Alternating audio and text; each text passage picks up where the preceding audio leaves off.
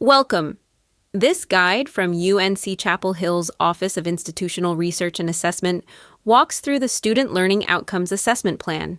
The plan sets up the work.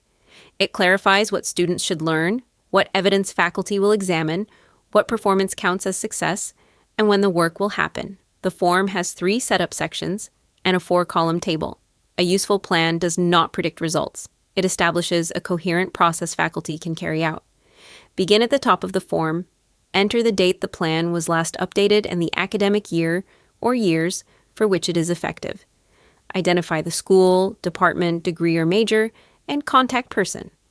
The contact person is the point of contact. Assessment remains a faculty responsibility. Keep the mission brief and specific to the program. In this fictional example, the mission is to prepare students to analyze community problems and communicate evidence-based recommendations. Next, identify who is responsible for assessing outcomes and reviewing results. A contact name alone is not enough. Name the faculty group or faculty-led process that reviews the evidence and makes recommendations or decisions. Who participates? When does the group meet? In our fictional example, an assessment committee includes its chair, the director of undergraduate studies, and 3 faculty members. The committee reviews student performance each August and brings recommendations to the full faculty in September. This makes faculty ownership and the decision process visible. Now move to student learning outcomes. Write what students should know or be able to do upon completion of the program. Use an observable action and name the learning students will demonstrate. Avoid broad statements such as students will understand evidence.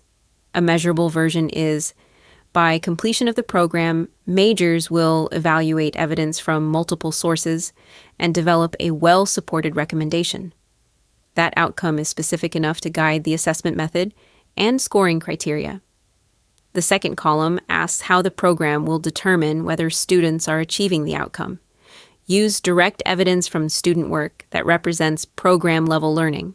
In this fictional example, faculty assess capstone policy briefs with a common 4-point rubric covering evidence selection, analysis, and justification. All graduating majors are included, and 2 faculty members score the work. These details make the method repeatable. Course grades alone rarely show achievement of a particular outcome. Surveys can add context, but should not replace direct evidence of what students can do. This is one workable design, not a universal requirement. The third column is the performance target, the result that indicates whether the program met its expectation. A complete target states the criterion for success clearly enough to test. In our fictional example, that means a proportion of students, a performance threshold, and the level at which the rule applies. At least 80% of assessed students will earn a score of 3 or higher on each rubric dimension. 80% says how many students, 3 or higher defines acceptable performance. Each dimension shows where the rule applies. A statement such as 80% will succeed is incomplete because success has not been defined. The benchmark shown here is illustrative, not an institutional requirement. The last column is the implementation schedule. State when evidence will be collected, when faculty will review it, and whether the outcome will be assessed annually or on a planned rotation.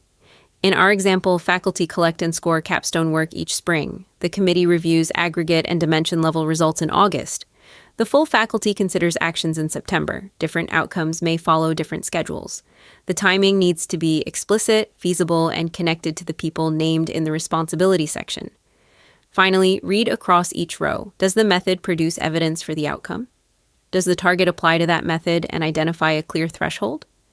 Does the schedule give faculty time to review results and decide what comes next?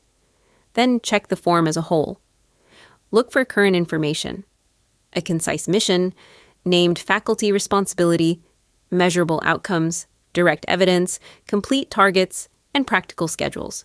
A strong plan connects all 4 columns into one coherent process.